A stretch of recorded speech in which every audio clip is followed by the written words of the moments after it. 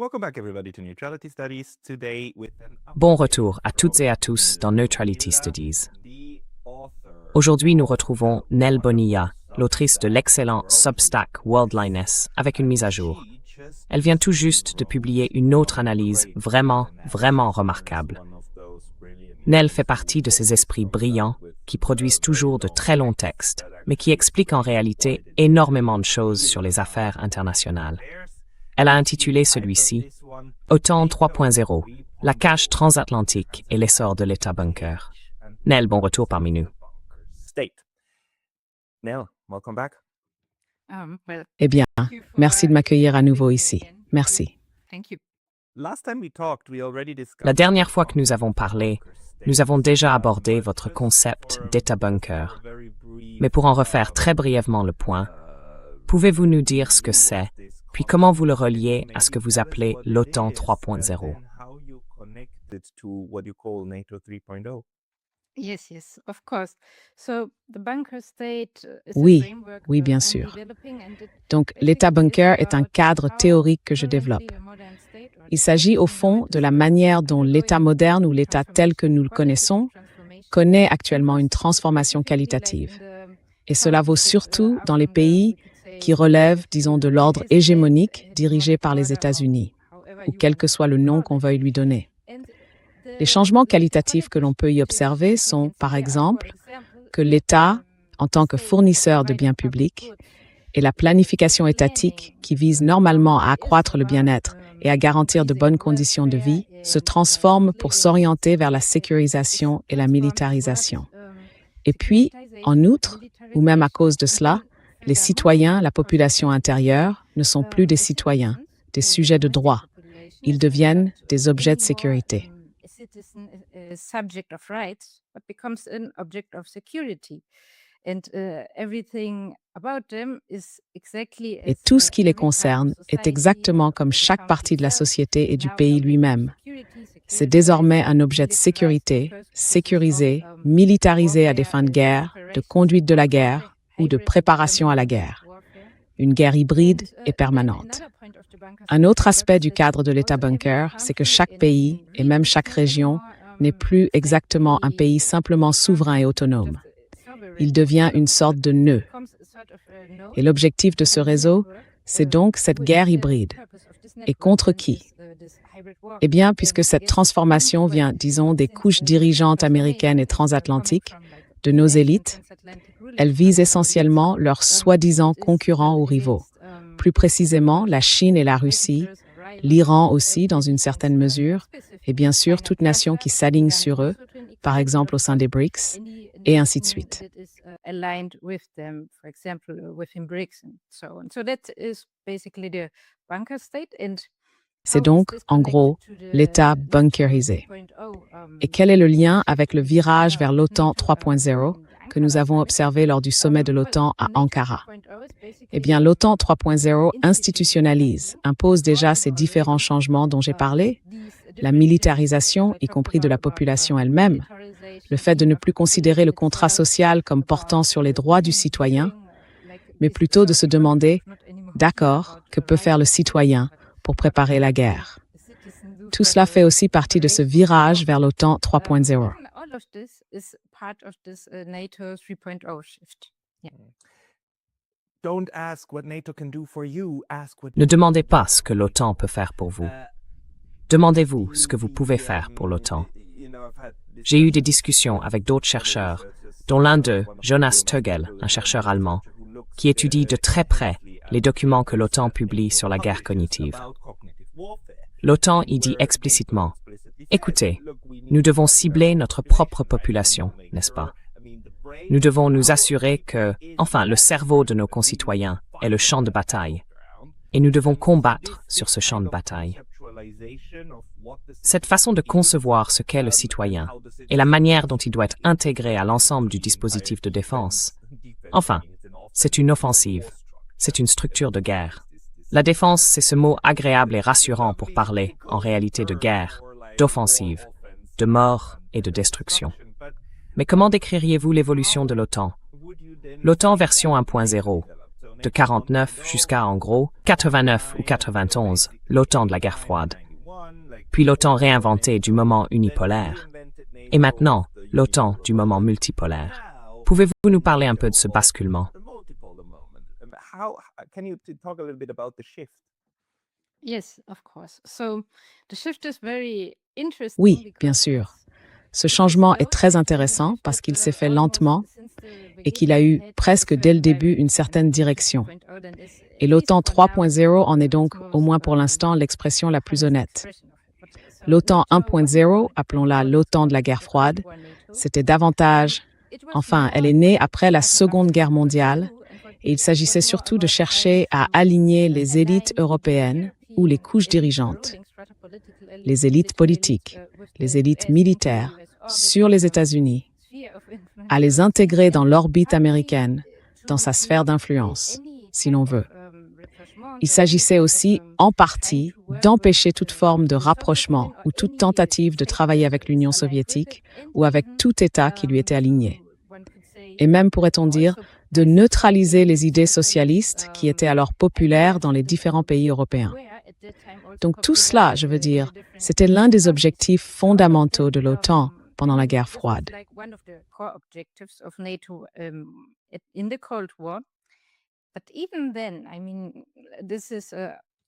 Mais même à cette époque-là, enfin je ne le savais pas, mais en faisant mes recherches, je l'ai constaté.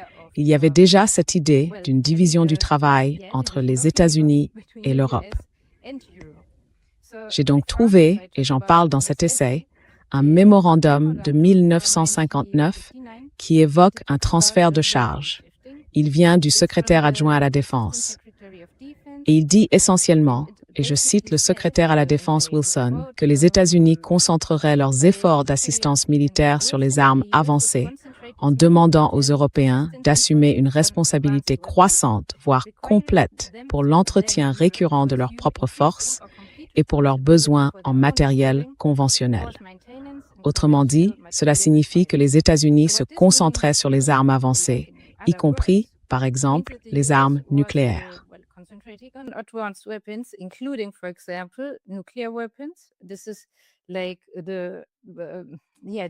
C'est un peu ce qu'on appelle la couche stratégique, la couche des armes stratégiques, et ainsi de suite. Et l'Europe, de son côté, aurait dû se concentrer sur l'absorption du fardeau économique, en disposant de troupes conventionnelles, en menant des projets communs avec les États-Unis, notamment autour de leurs armes, en achetant auprès d'eux, auprès de leurs industries. Eh bien, d'après ce document, c'était l'idée au moins depuis 1959. Je pense que c'est en partie parce qu'à l'époque, ils pensaient ou avaient cette intuition. Voyons quand l'Europe, après avoir été dévastée par les guerres mondiales, sera peut-être prête à assumer le fardeau du projet stratégique hégémonique des États-Unis, même s'il faut dire que, bien sûr, différentes élites politiques européennes et autres convergeaient déjà auparavant vers ce projet, si l'on peut dire. Donc ça, c'était pendant la guerre froide.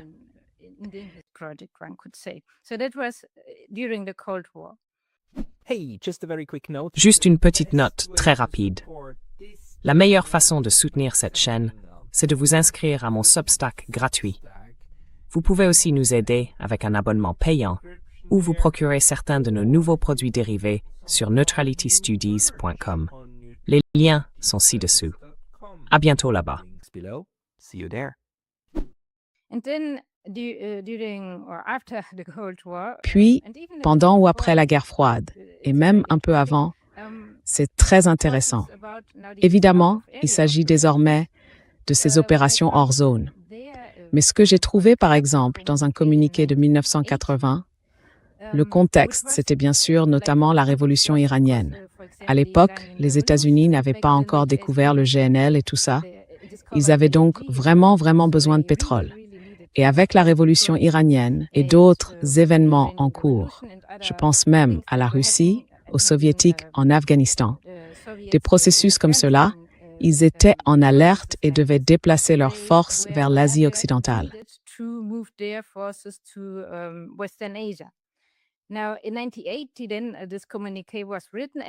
En 1980, ce communiqué a donc été rédigé. Il disait, en substance, qu'il fallait une hausse de 3% des dépenses annuelles de défense dans tous les pays, ce qui contribuerait sensiblement à réduire le déséquilibre des forces.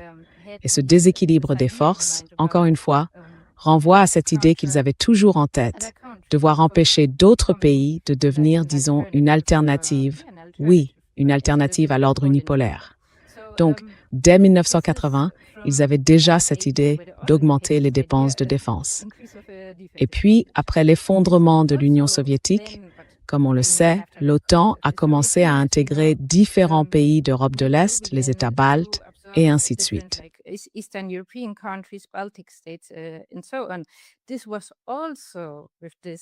Cela relevait aussi, avec cette idée d'équilibre des forces à l'esprit, de la volonté d'empêcher, encore une fois, l'Europe d'essayer, de quelque manière que ce soit, d'établir une relation diplomatique ou industrielle avec les États post-soviétiques et de les orienter dans sa direction plutôt que vers la sphère américaine.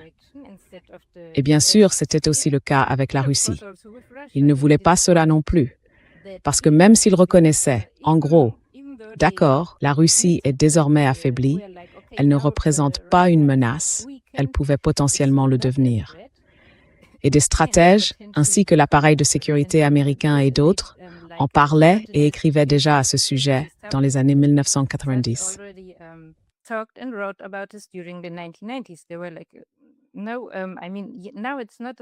Ils disaient « Non, enfin ce n'est pas une menace aujourd'hui, mais ça le deviendra simplement par sa taille, par la mémoire qu'elle garde de ce qu'elle possède, et aussi à cause de l'industrialisation de l'Union soviétique, et ainsi de suite. » Voilà quelle était l'idée de l'OTAN après la guerre froide. Et là encore, il s'agissait de dire « D'accord, l'Europe, vous devez, par exemple après la guerre du Kosovo, mener ces missions de maintien de la paix sur le long terme. Et nous, les États-Unis, nous nous chargeons, grâce à nos armements avancés, de contrôler cette partie très sophistiquée des combats et de la guerre.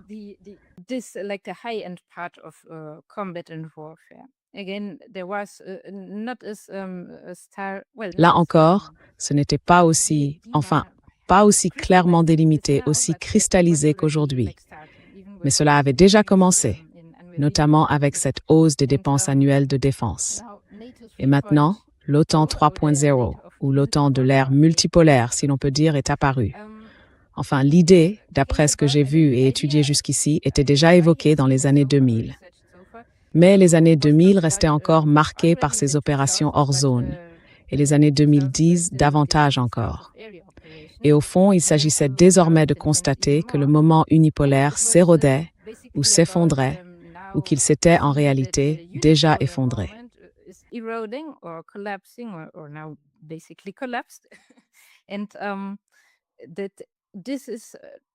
cela s'explique en partie par la majorité mondiale, mais plus précisément par la Russie et la Chine, encore une fois, par leur essor technologique et industriel. Cela signifie aussi que d'autres pays qui ont davantage accès au développement peuvent eux aussi devenir plus souverains. Et tout cela veut dire que la polarité n'est plus ce qu'elle était. C'est donc cette crise qui a conduit à un virage bien plus marqué vers l'OTAN 3.0. Il s'agit désormais de réorienter les ressources vers ce qu'ils appellent l'hémisphère occidental et l'Indo-Pacifique. Autrement dit, d'un côté vers la Chine et de l'autre vers les Amériques.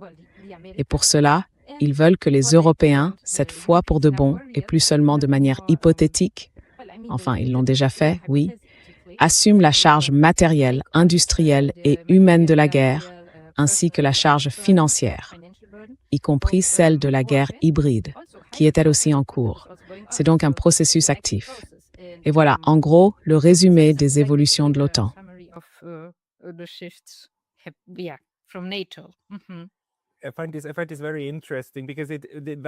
Je trouve ça très intéressant parce que ce type de cadre m'aiderait à expliquer certains cas atypiques.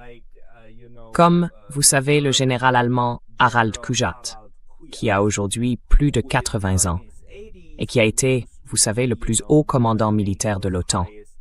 Le commandant militaire, pas le responsable politique. À la fin des années 90 ou au début des années 2000, voire au milieu des années 90, j'ai oublié. Mais c'est l'une des personnes qui critique aujourd'hui très vivement tout ce qui se passe avec l'OTAN et qui dit, en substance, regardez, cela mène à la catastrophe. Et bien sûr, nous mettons les Russes en colère. Enfin, bien sûr, l'élargissement de l'OTAN a créé ces problèmes, y compris en Ukraine, et ainsi de suite. Et la question c'est, pourquoi un ancien commandant de l'OTAN ferait-il ça? The question is why would a NATO commander in the past do that? The answer the Euro framework would be because he's a NATO. Dans votre cadre d'analyse, la réponse serait qu'il est un homme de l'OTAN 1.0, qui a grandi avec cette mentalité et qui est passé à l'OTAN 2.0. Il avait même l'expérience d'avoir des troupes russes sous son commandement. À l'époque où le cadre de coopération entre l'OTAN et la Russie, comment ça s'appelait déjà, fonctionnait. Mais ce n'était pas la direction que prenait l'OTAN. L'OTAN n'allait pas s'en tenir à la version 1.0. Hors zone ou hors jeu. C'était l'idée de la version 2.0. Elle est allée hors zone. Et maintenant, elle se transforme à nouveau en rempart, en quelque chose qui s'intègre à votre concept d'État bunker. Est-ce un nœud essentiel ou est-ce le moteur de l'État bunker en Occident? Pouvez-vous peut-être nous en parler? You mean if NATO is a node or a driver? Vous voulez dire si l'OTAN est un nœud ou un moteur? Okay. Oui, Well, I would say un nœud ou un NATO moteur. is rather Oui, a node, oui, not a d'accord. driver. Eh bien, je dirais que l'OTAN est plutôt un nœud, pas un moteur. Je dirais même que l'OTAN avait peut-être un rôle plus important auparavant et que maintenant, c'est davantage, sans vouloir dire qu'elle n'est pas importante. Je veux dire, ces pressions institutionnelles sur les différents pays européens n'existeraient pas si elles n'étaient pas importantes. Mais quoi qu'il en soit, je pense que c'est davantage un nœud, parce que l'objectif, ou ce que les élites du pouvoir américaines, les élites fonctionnelles, cherchent surtout à faire, c'est affaiblir la Russie. Mais pas avec leur propre force, pas avec leur propre matériel. Leur objectif est plutôt bien sûr la Chine. Rather, their aim is of course more China. And thus, Europe becomes just one. Et ainsi, l'Europe devient simplement un nœud parmi d'autres. Parce qu'il existe d'autres régions du monde où je ne dis pas que je sais qu'ils y parviendront ou quoi que ce soit, mais l'idée est de créer des nœuds similaires dans d'autres parties du monde, qui ne fonctionnent pas exactement comme l'OTAN. Non, c'est pas ça, l'idée. L'idée, c'est simplement de générer une guerre hybride, une pression constante. C'est ça l'idée. C'est pourquoi je pense que l'OTAN, plus qu'un moteur de l'État bunkérisé, est un nœud. Enfin, si l'on parle, disons, du projet hégémonique américain. En revanche, pour chaque pays membre de l'OTAN, c'est évidemment un moteur. Parce que l'OTAN, le cadre même de l'OTAN 3.0, va transformer et transforme déjà les différentes sociétés au sein de l'OTAN. Donc, en ce sens, c'est un moteur de transformation sociétale vers un État bunkérisé.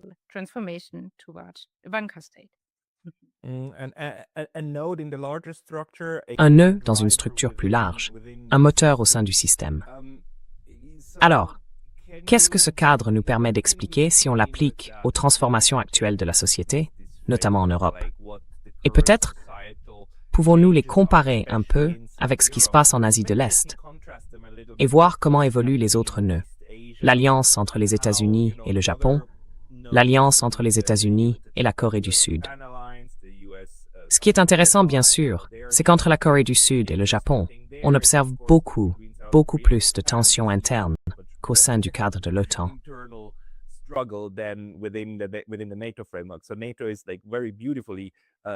L'OTAN montre très bien comment elle parvient, en quelque sorte, vous savez, à rassembler tout le monde et à s'assurer qu'ils restent unis au minimum, même lorsqu'ils ont beaucoup de raisons historiques d'être en désaccord. La Pologne et l'Allemagne, vous savez, certains souvenirs. On le voit aussi avec la Pologne et l'Ukraine. L'Ukraine n'est évidemment pas membre de l'OTAN, mais, à toute fin utile, elle est très bien intégrée à l'ensemble de la structure. C'est très pratique, parce qu'on peut se battre avec ce truc-là. Se battre contre quelque chose à l'intérieur, c'est plus difficile. À l'extérieur, c'est beaucoup plus facile de se battre avec. Et on voit à quel point cette guerre par procuration est utile aux États-Unis. Mais oui, est-ce qu'on peut aborder cette partie-là? Yeah, can we go into that part? About et même sur la manière dont cela conduit à une transformation sociale au sein de ces groupes. Oui. Donc, ce que je dirais, c'est qu'avec l'OTAN 3.0 et aussi avec ce dont j'ai parlé dans le cadre de l'État bunker, il s'agit d'une transformation plus silencieuse, plus discrète et plus pacifique. Je veux dire, si l'on essaye de la comprendre, de l'observer et de l'étudier, on voit même le silence qui l'entoure, si l'on peut dire les choses ainsi. Ce que je veux dire par là, par exemple, c'est qu'il y a eu récemment, il y a peut-être un mois, je crois, un article dans Politico expliquant qu'un colonel américain est ou va être affecté au commandement de l'armée allemande, de la Bundeswehr, comme chef de la division des opérations. Cela signifie qu'il planifiera des missions et préparera des décisions pour l'armée allemande, un colonel américain.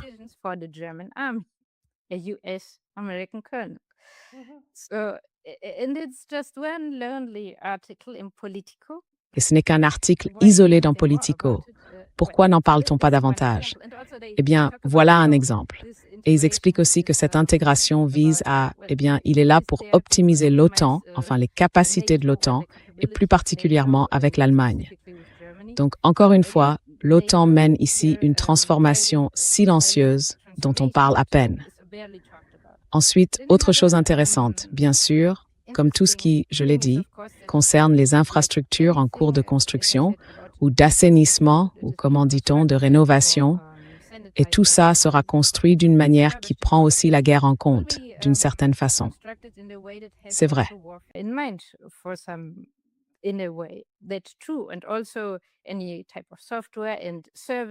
Et aussi, tout type de logiciels et de services, même des services civils comme les services médicaux, par exemple, sera intégré à toute cette idée de guerre hybride et à ce qui se passe en cas de crise. Par exemple, est-ce que la population civile sera prise en charge par les hôpitaux, les médecins, et ainsi de suite? Il y a eu certains articles qui disaient que non, en réalité, les premiers à être pris en charge seront les soldats, pas les civils. Et puis, bien sûr, tous les programmes sociaux sont réduits. C'est ce qu'on appelle l'austérité. Voilà quelques-uns des changements. Un autre changement concernerait tout ce qui touche aux services de renseignement.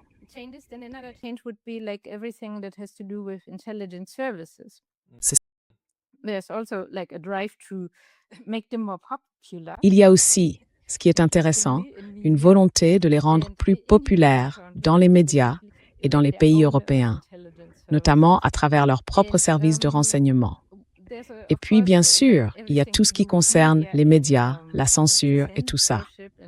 Nous savons, et vous en parlez dans Neutrality Studies, que le corridor de l'opinion, c'est-à-dire ce qui peut être dit, se rétrécit aussi silencieusement. Par exemple, par le biais de sanctions contre des individus, des journalistes, des militants, et ainsi de suite. Mais là encore, ce n'est pas un processus ouvert. C'est un processus silencieux. Et puis, il y en avait un autre auquel j'avais pensé, mais je ne l'ai pas en tête pour le moment. Mais le point, c'est que ce n'est pas encore... Oui, ça y est, je l'ai. Il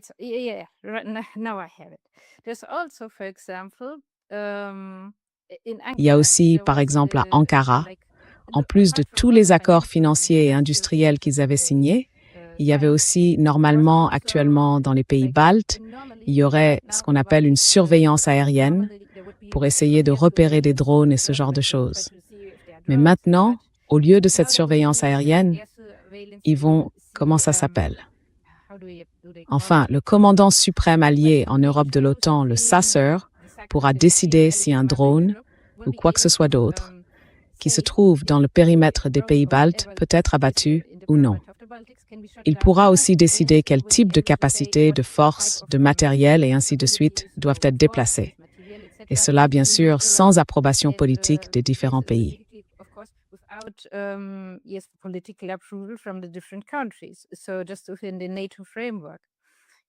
Donc, uniquement dans le cadre de l'OTAN. Et sur ces deux points, je n'ai trouvé pratiquement aucun article. J'en ai trouvé un dans les médias lituaniens et il citait même un général lituanien. J'ai ici la citation. Robertas Chapronas, ministre lituanien de la Défense, après le sommet d'Ankara, a déclaré « Le passage de missions de police du ciel à des missions de défense aérienne permettra au commandant suprême des forces alliées en Europe de l'OTAN de redéployer les forces et d'ajuster les plans en évitant tous les débats politiques qui surgissent parfois. Donc c'est quelque chose qui a été convenu à Ankara. Mais encore une fois, il n'y a rien là-dessus, nulle part. C'est pour ça que je pense que beaucoup de changements sont en cours. Ils restent silencieux et je pense que c'est volontaire pour que les gens ne protestent pas.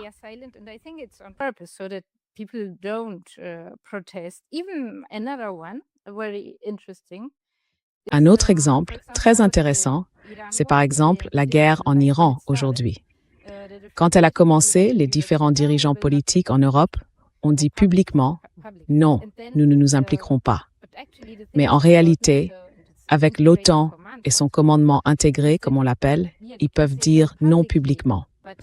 Mais tout ce qui concerne les bases, les infrastructures, la logistique et ainsi de suite, ils peuvent difficilement le refuser à l'OTAN parce qu'ils font partie de l'OTAN, du commandement intégré et des soi-disant cadres de planification de défense de l'OTAN, et ainsi de suite. Donc, en coulisses, il se passe des choses qui soutiennent ou ont soutenu l'attaque américaine contre l'Iran. Voilà quelques-uns des changements à ce niveau-là.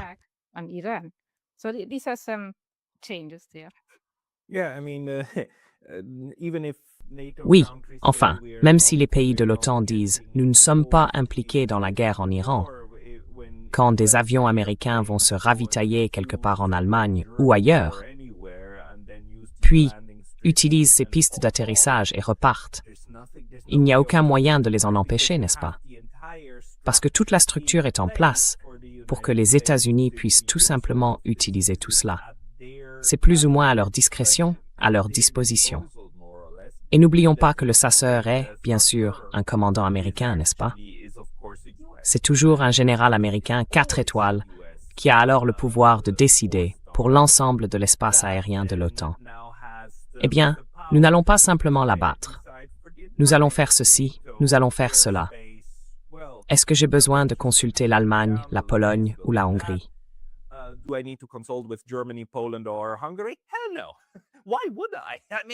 Putain, non. Pourquoi je le ferais?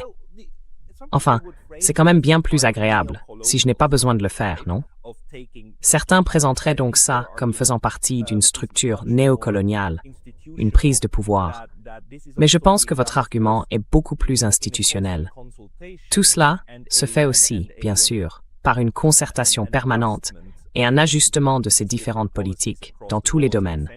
D'une certaine manière, c'est bien plus intelligent qu'une simple structure de pouvoir colonial. C'est en fait une Gleichschaltung, une mise au pas. Parfois, l'allemand est vraiment pratique pour certains concepts.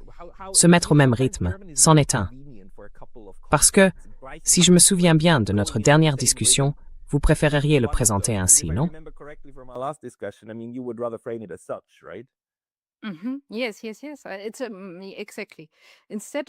Oui, exactement. Au lieu de, enfin ce que j'ai étudié, au lieu de le voir comme une imposition, je veux dire pour certains ça l'est certainement, c'est plutôt un processus lent. Encore une fois, comme on l'a vu avec ce bref résumé des étapes de l'OTAN, des différentes versions de l'OTAN, c'est un processus lent. Même à l'époque, ils disaient déjà voilà ce que nous voulons. Et l'autre chose, c'est que comme vous l'avez dit, ils ont toujours eu, bien sûr, des gens qui ne voulaient pas être aussi intégrés et tout ça. Mais là aussi, c'était un processus lent. Je sais que, comme je dis, enfin, c'est à la fois une question coloniale, une question néocoloniale et un processus institutionnel.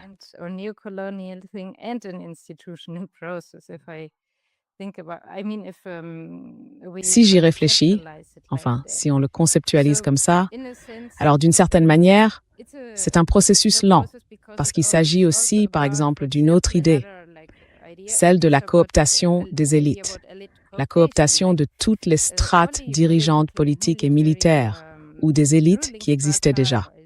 Bien sûr, il y a maintenant de nouvelles générations, mais des structures avaient été mises en place par le biais de différents fonds américains, de diverses fondations, de conseils, et ainsi de suite.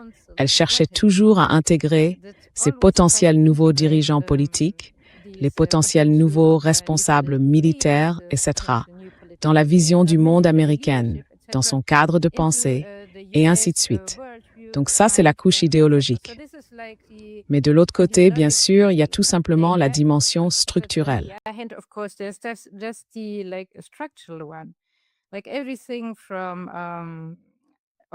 Comme tout ce qui touche aux opérations militaires, à la façon dont fonctionne la chaîne de commandement de l'OTAN, depuis la logistique jusqu'à, bien sûr, la technologie. Aujourd'hui, c'est peut-être encore plus ancré, je ne sais pas, je ne suis pas expert militaire, mais je suppose que c'est davantage lié à toute cette idée du cloud et de l'intelligence artificielle, et au fait que chaque membre de l'OTAN doit être connecté à ces structures numériques pour sa conduite de la guerre, son armement, son renseignement, enfin pour tout. Donc dans ce sens-là, ça a été un processus lent. Le problème, c'est que dès le départ, il n'y avait pas vraiment moyen, je dirais, de dire non avec beaucoup de force. Enfin, ils l'ont fait, par exemple, pendant la guerre en Irak.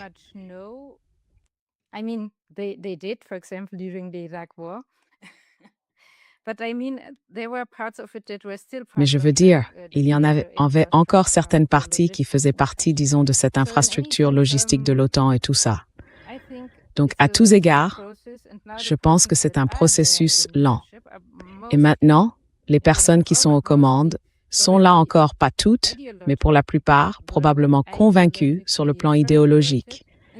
Et certaines sont peut-être simplement opportunistes en se disant « D'accord, mon emploi est lié à ça, mes ressources, mon statut, et ainsi de suite. » Donc oui, je dirais que ce n'est pas comme si on n'avait pas à y réfléchir, comme s'il s'agissait d'une imposition.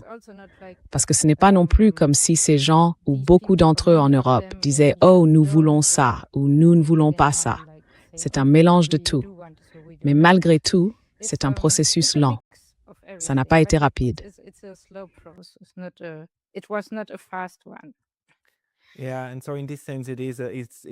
Oui, et donc en ce sens, c'est un processus politique et sociologique qui mène à cette forme d'intégration.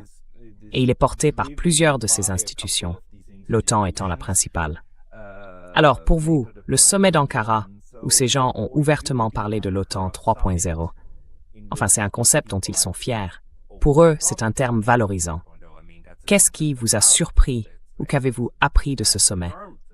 Parce que beaucoup d'entre nous, dans la bulle des podcasts, nous l'avons regardé, mais il ne nous a pas vraiment impressionnés, n'est-ce pas? Il n'y a pas eu de grands discours.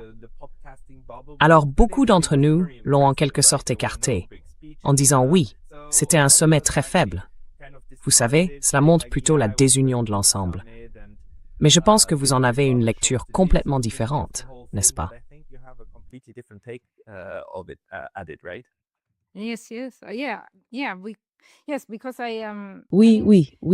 Oui, parce que enfin, ce que j'ai vu, c'était plutôt, disons oui, l'OTAN. Enfin, il s'agissait surtout de l'industrie de l'armement et peut-être de cette unité et de choses comme ça. Mais je ne l'ai pas vu de cette manière-là, ou en tout cas, ce que j'ai vu ne portait pas là-dessus. Par exemple, une chose est certaine. Les États-Unis, leurs soldats, leurs troupes, oui, il est prévu qu'ils se retirent de certains pays européens. Et c'est vrai. Mais là encore, il y a d'un côté cette partie de, disons, la structure de guerre et puis les autres composantes. Dans l'article que j'ai mentionné, par exemple, je dis que, je crois, quelques semaines avant le sommet d'Ankara, Pete Hegseth a déclaré, dans le cadre d'un examen de son département de la guerre, que l'Europe devait faire davantage pour garantir que nous ayons accès aux bases et aux survols, et que tout cela soit assuré et prêt.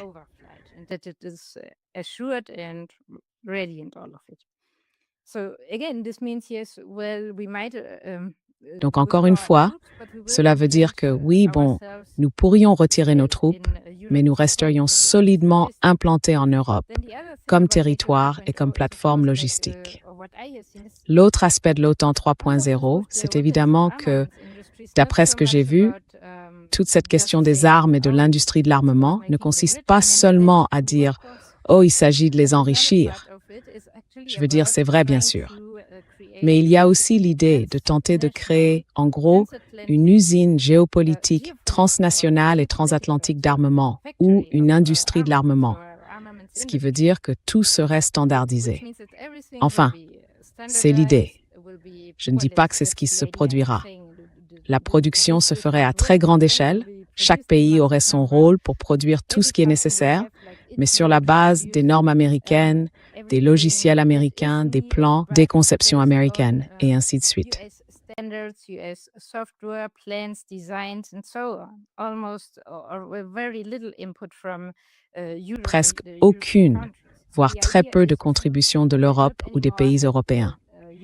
L'idée, c'est donc de ne plus laisser les pays européens avoir leurs propres industries nationales de défense, mais de les intégrer au niveau européen, puis aussi avec les États-Unis et le Canada. Et l'idée, c'est que l'Europe fournisse les capitaux, les usines de production et bien sûr une masse de personnes, de ressources humaines, ainsi que les investissements. Les États-Unis, eux, fournissent la technologie propriétaire et contrôlent en même temps le cloud, les logiciels, le renseignement spatial, le monopole nucléaire. C'est donc ce qu'ils ont appelé lors de ce sommet d'Ankara la révolution industrielle transatlantique de la défense. The transatlantic defense industrial revolution, and which to me sounds a bit like. Et ce qui, à mes yeux, ressemble un peu à bien davantage. Mais si on y réfléchit, il ne s'agit plus seulement pour les États-Unis de produire uniquement sur leur territoire, au Canada ou en Allemagne. Il s'agit vraiment d'essayer de faire produire tout le monde ensemble, selon ce que le projet hégémonique des États-Unis envisage ou a planifié. Et ce que j'ai aussi trouvé assez intéressant, c'est que les fonds, le financement, viendront alors du capital investissement, du capital risque, de l'investissement. Je ne suis pas experte en finance, mais les normes d'investissement qui existaient et qui rendaient, au fond, les investissements dans la défense et l'armement peu attractifs ont désormais été supprimés afin que cela devienne attractif.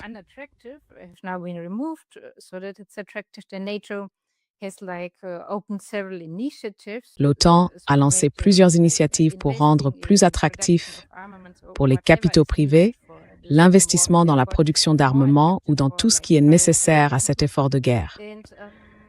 Et ce qui est même assez drôle, c'est qu'ils ont, on peut aller sur leur site internet, le Fonds d'innovation de l'OTAN, l'initiative Diana de l'OTAN, et ainsi de suite. Ils ont même des catalogues destinés aux entreprises, aux sociétés de capital, et ainsi de suite, pour qu'elles puissent regarder et se dire « Ah d'accord, je veux investir là-dedans » ou « Je veux développer ceci » et ainsi de suite. On peut aller voir, tout y est répertorié. Et même, oui, je pourrais en dire davantage là-dessus, mais c'est un processus qu'Ankara a lancé, y compris en utilisant les recettes fiscales pour cette idée.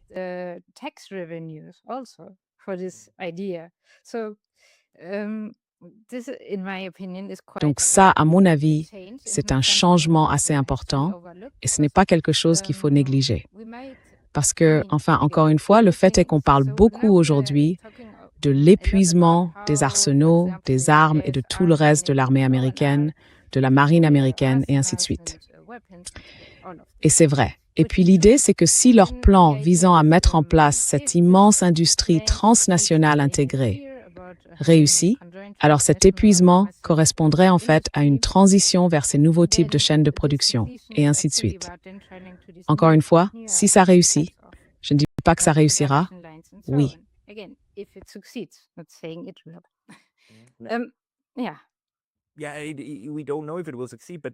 Oui, on ne sait pas si cela réussira.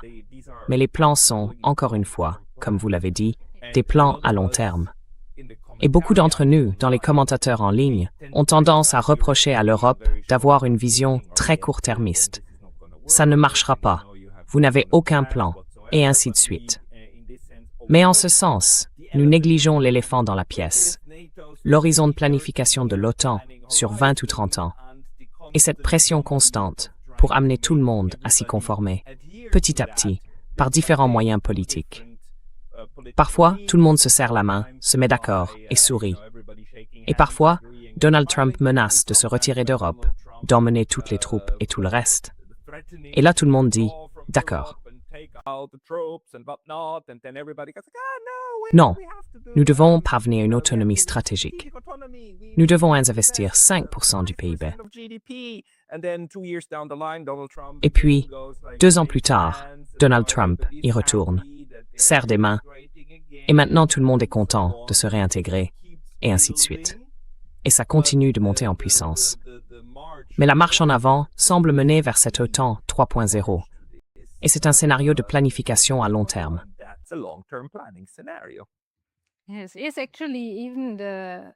Oui, c'est même ça, en fait. Je ne me souviens plus laquelle de ces initiatives c'était, mais l'une de celles qui ont été signées au sommet d'Ankara consiste même, en quelque sorte, à dire à ces sociétés d'investissement, oui, en gros, pendant les 15 prochaines années, il n'y aura pas de paix. Alors ne vous inquiétez pas, vous pouvez investir. C'est vraiment l'idée. C'est ce qu'ils écrivent sur leur page d'accueil et tout le reste.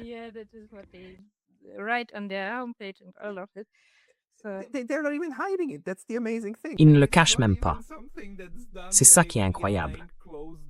Je veux dire, c'est même pas quelque chose qui se fait derrière des portes closes, une sorte de conspiration.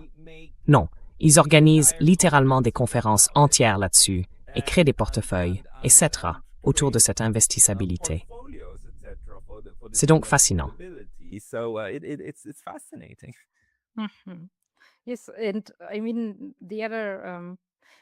Oui, et je veux dire l'autre aspect, bien sûr, de ce sommet d'Ankara, c'était, comme vous l'avez dit, c'est 5%.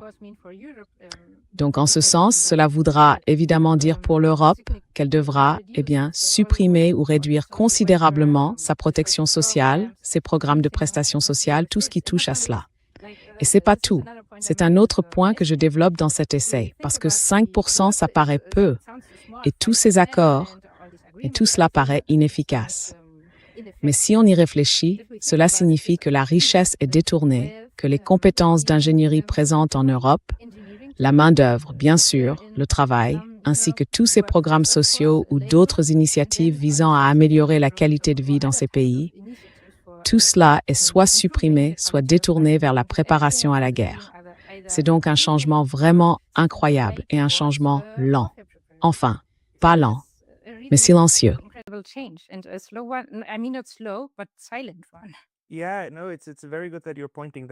Oui, non, c'est très bien que vous le souligniez.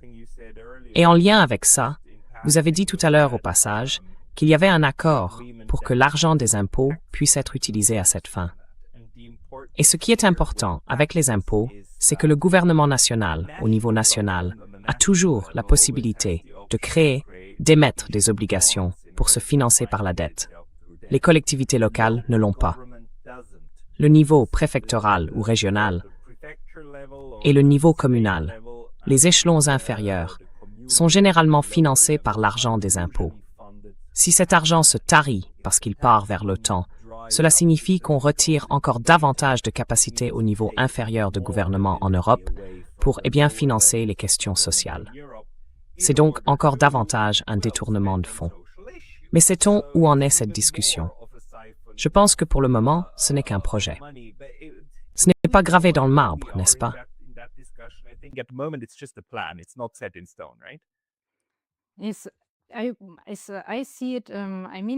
Oui, je le constate.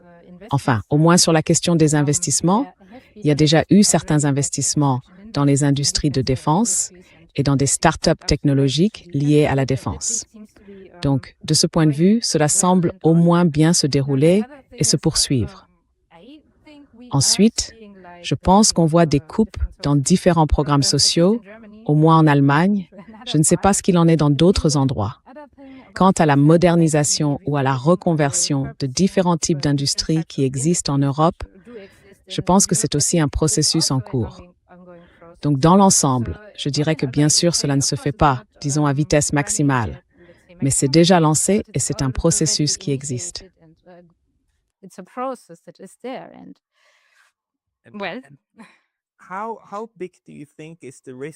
À quel point pensez-vous que le risque est grand que ce dont nous sommes témoins en ce moment est en réalité à voir avec un autre terme très allemand, inventé récemment, Kriegstüchtigkeit, c'est-à-dire l'aptitude à la guerre ou la préparation à la guerre de l'Europe. Autrement dit, rendre l'Europe apte, capable de faire la guerre. Parce que l'une des choses que nous voyons en Ukraine, c'est que ce dont vous avez besoin, ou plutôt, l'une des choses qu'il ne faut surtout pas avoir sur son territoire, pour avoir une guerre sur son territoire, ce sont des troupes américaines, n'est-ce pas? Les troupes américaines, le fameux fil déclencheur, constituent en quelque sorte une garantie qu'il n'y aura peut-être pas de guerre.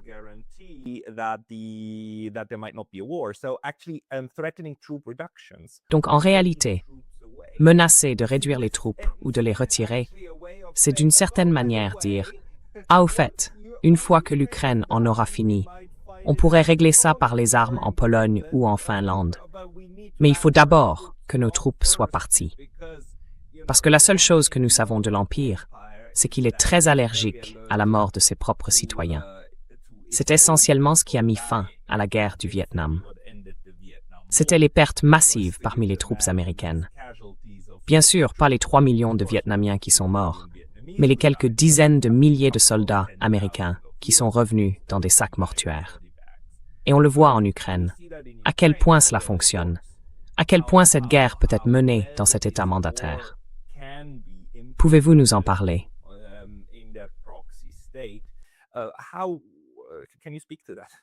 Yes, yes, of course. So, Oui, oui, bien sûr. Alors, sur ce sujet, j'ai trouvé un rapport de l'United States Army War College. Il s'intitule, enfin, il y a bien sûr beaucoup de rapports, mais celui-ci est assez intéressant. Il s'appelle « Estimation annuelle de l'environnement stratégique de sécurité pour l'année universitaire 2026-2027 ». Il a été publié en juin de cette année, donc il est très, très récent. Ce qui est intéressant, c'est qu'il traite de toutes les régions du monde. Et pas seulement de ça. Il aborde aussi d'autres éléments, comme les questions de recherche des différentes divisions et sections au sein de l'armée américaine, et ainsi de suite. Mais, quoi qu'il en soit, il parle aussi de l'Europe, par exemple, et de la guerre par procuration.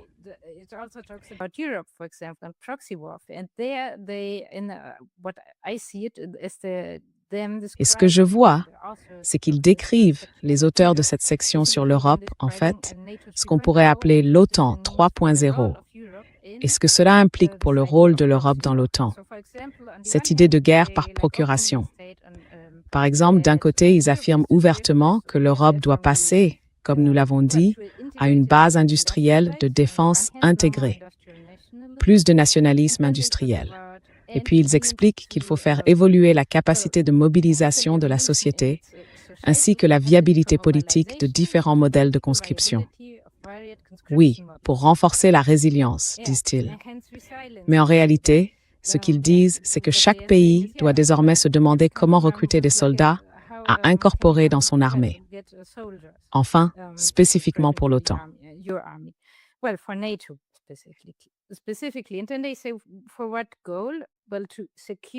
Et puis ils disent dans quel but? Eh bien pour sécuriser le flanc oriental, bien sûr. Et c'est quelque chose qu'ils déclarent ouvertement.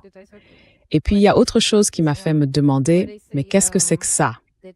C'est quand ils disent que l'OTAN, et ici l'OTAN ça veut surtout dire l'Europe, doit passer d'une guerre dite axée sur la manœuvre, c'est-à-dire ses opérations hors zone, à, enfin oui, une guerre de position, un cadre de défense positionnelle. Et ce cadre de défense positionnelle, c'est une guerre d'usure, comme en Ukraine, par exemple. Donc ils disent que l'OTAN doit être prête à devenir ce genre de zone d'usure, et que c'est pourquoi ils ont besoin de mobilisation et de conscription. Et à mon avis, c'est assez. Comment peuvent-ils être aussi flagrants? Mais ensuite, ils disent même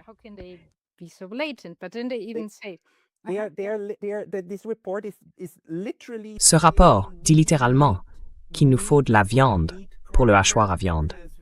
Parce que nous savons que le hachoir à viande sera sur le territoire de l'OTAN. Donc vous savez, il faut les laisser venir et les tuer. Et ensuite, il nous faut suffisamment de monde à y envoyer. Parce que l'un des problèmes de l'Ukraine, c'est qu'elle est à court de soldats. Il faut donc se préparer à ce genre de scénario.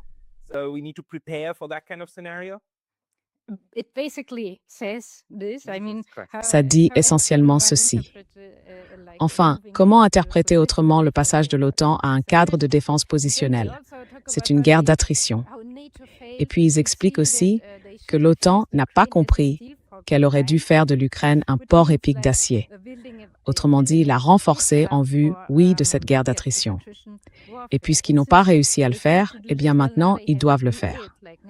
L'OTAN ou l'Europe doit le faire. Enfin, même ce terme de port épique d'acier est vraiment étrange.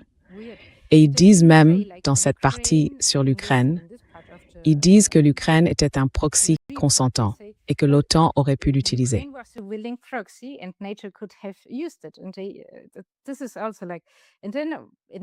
Et c'est aussi, disons, ensuite, à mon avis, ce qu'ils identifient, eh bien, c'est que l'OTAN ou les pays de l'OTAN qui entourent le flanc seraient les prochains mandataires volontaires, à tel point qu'ils disent même et écrivent que l'armée américaine doit modifier ses doctrines et ses stratégies explicitement, vraiment explicitement, dans le but de mener des guerres par procuration. Ils ne le cachent même plus en disant « D'accord, nos doctrines et nos stratégies vont désormais viser à renforcer les guerres par procuration », ce qui signifie des guerres menées dans d'autres régions du monde, pas aux États-Unis. Et cela inclut l'OTAN. Et ils en parlent dans la section européenne de ce rapport. Oui, donc.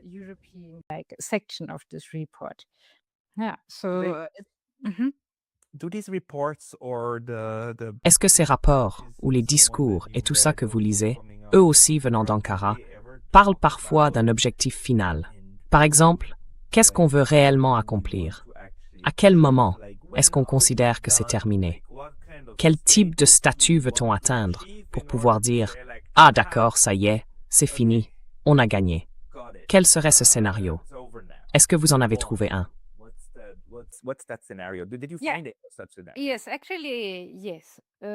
Oui, en fait, oui. J'ai trouvé ce genre de choses. Je veux dire, par exemple, il y avait comment s'appelait-il? Ce rapport sur la prospective stratégique. Ils y parlaient de l'état final qu'ils envisageaient, mais dans lequel ils ne se trouvent pas actuellement. Par exemple, aujourd'hui, nous sommes dans un monde multipolaire. Mais ce qu'ils veulent, c'est plutôt, comment dire, un Occident global. C'est aussi quelque chose que j'ai vu dans certaines diapositives, dans des présentations de l'OTAN qui parlaient de leur nouvelle stratégie datant de 2017. Ils reconnaissaient aussi, d'accord, nous sommes maintenant dans un monde multipolaire. Mais ce qu'ils veulent vraiment, ils avaient une sorte de graphique. Ici, l'Occident global, le monde multipolaire, le chaos. Leur idée est donc, bien sûr, de restaurer cet Occident global, quel que soit le sens de cette expression. Mais dans leur esprit, ou du moins d'après ce que j'en comprends, cela signifie qu'il n'y aurait aucune résistance à la manière dont l'économie mondiale fonctionne pour eux. Davantage d'extraction, moins de réglementation, la néolibéralisation, tout cela. Que tout fonctionne sans heurts, sans résistance.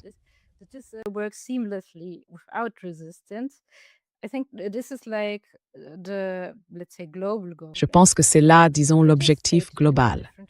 Et cela a été énoncé dans les différents rapports, présentations ou autres. Et puis, bien sûr, il y a autre chose. Mais c'est davantage quelque chose que j'ai déduit ou interprété à partir de ces différents rapports. Cela concerne l'idée qu'ils se font de l'Iran, de la Chine et de la Russie. L'idée sous-jacente, c'est que pour le projet hégémonique dirigé par les États-Unis, le grand échiquier, une hégémonie superficielle.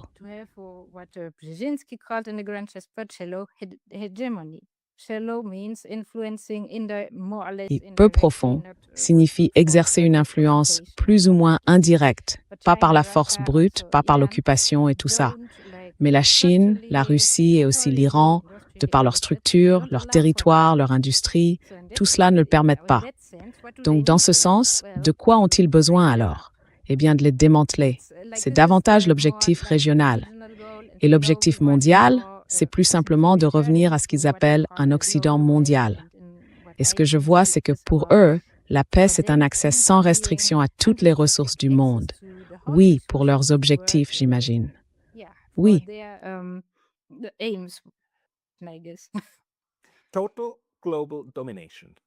Une domination mondiale totale. Je pense que, si on devait le résumer en quelques mots, ce serait « tout le monde joue selon notre partition » et c'est nous qui dirigeons l'orchestre. Et quiconque ne rentre pas dans le rang, quiconque ne joue pas la mélodie avec les autres, doit être brisé pour être rendu docile, puis divisé en plus petits morceaux afin d'y parvenir. Alors, peut-être pour arriver à une forme de conclusion, parce que vous terminez votre essai, là encore sur l'aspect social, en parlant de l'État bunker et du nouveau contrat social. Je pense que c'est très important, surtout pour les populations européennes, et nord-américaines aussi, bien sûr, parce que c'est très similaire. Mais les Européens, je pense, encore davantage, sont censés être, vous savez, le phare de ce genre d'avenir pour l'Occident mondial, n'est-ce pas? Un avenir où vous, l'individu, vous ne faites que jouer du violon comme on vous dit de le faire, parce que vous êtes complètement intégré. Pouvez-vous peut-être nous dire quelle est cette conclusion? Can you maybe tell us what that conclusion is? Yes, so in the conclusion, I write a little Oui. bit about, on the Donc one dans la hand, conclusion, j'écris un peu sur, d'une part, bien sûr, cette idée de préparation à la guerre et tout ce que cela implique. En gros, cela conduit à une réorganisation de l'État, que je relie ensuite à l'État bunker. C'est un changement qualitatif dans ce qu'est l'État. Il redirige toutes ses ressources vers la guerre elle-même, dans ce cas précis, et les détourne de tout ce qui concerne sa population, ses citoyens, le bien-être collectif. Et d'autre part, il y a cette idée d'un nouveau contrat social. Il existe des rapports de l'OTAN, mais pas seulement de l'OTAN. Il y en a aussi dans différents pays membres de l'OTAN. Des armées en parlent déjà. Pour que cette nouvelle organisation de la société puisse se mettre en place, il faut aussi un nouveau contrat social. Nous attendons quelque chose des citoyens, notamment qu'ils contribuent, d'une manière ou d'une autre, à assurer la sécurité nationale.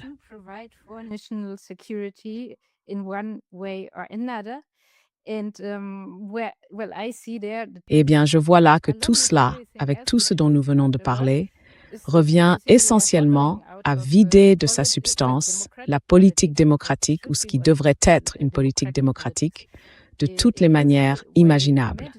Et c'est ce qu'ils reconnaissent ouvertement, acceptent et poursuivent comme objectif. Je veux dire, ces stratèges et planificateurs de l'OTAN, et ainsi de suite. C'est ce qu'ils ont en tête. Mais, bien sûr, cela ne veut pas dire que cela arrivera. Il y a toujours de l'espoir et il est toujours temps d'agir.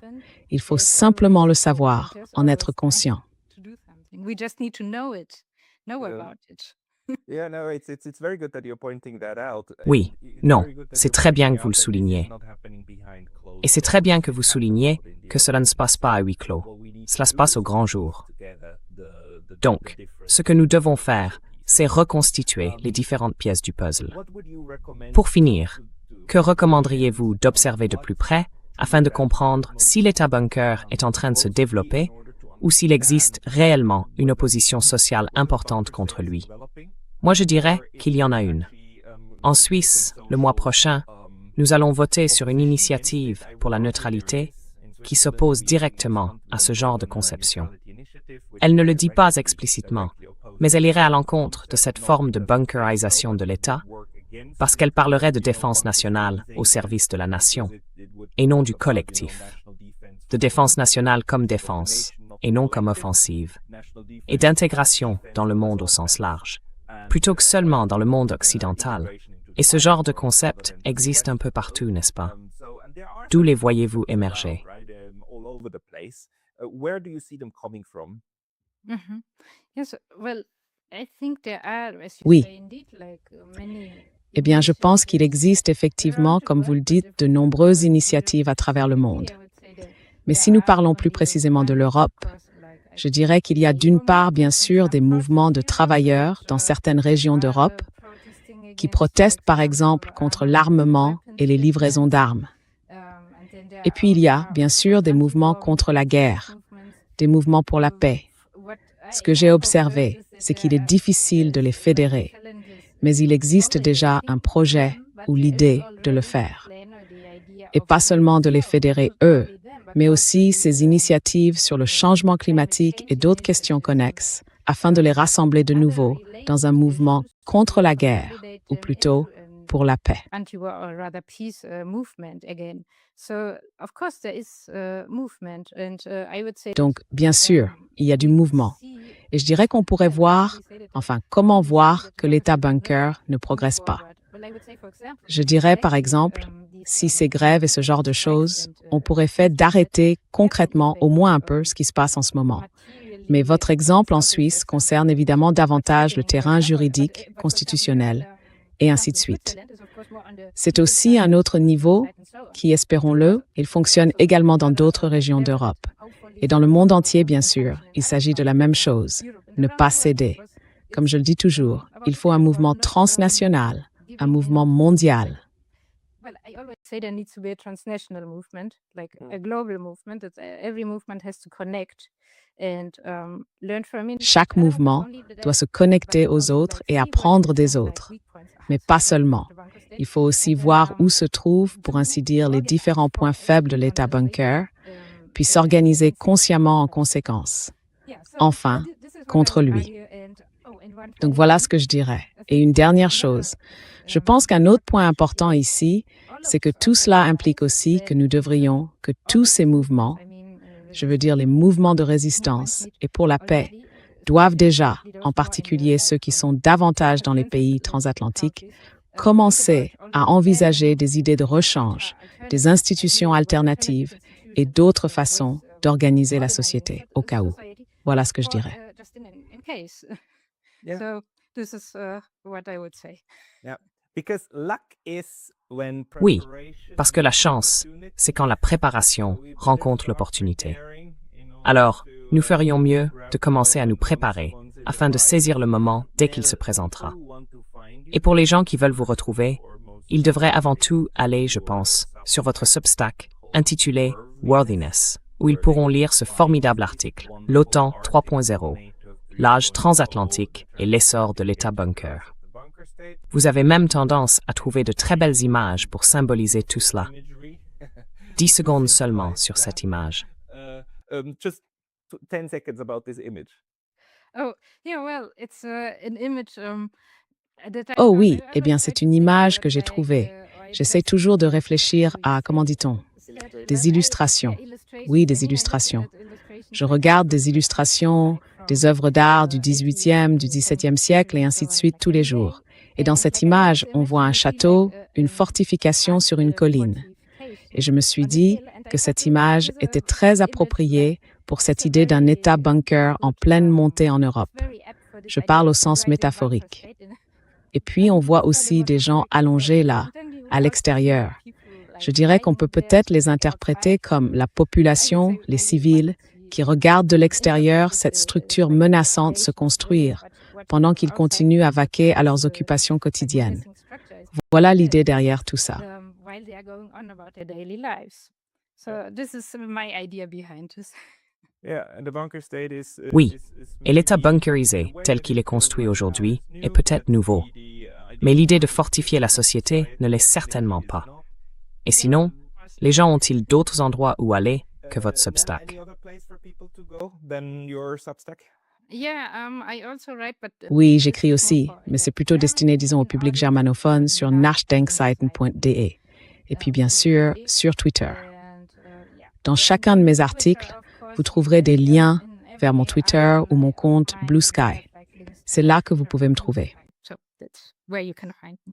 I'll make sure to Je veillerai à mettre ces liens dans la description ci-dessous. Pascal Lotaz, merci beaucoup pour votre temps aujourd'hui. for your time today. Merci.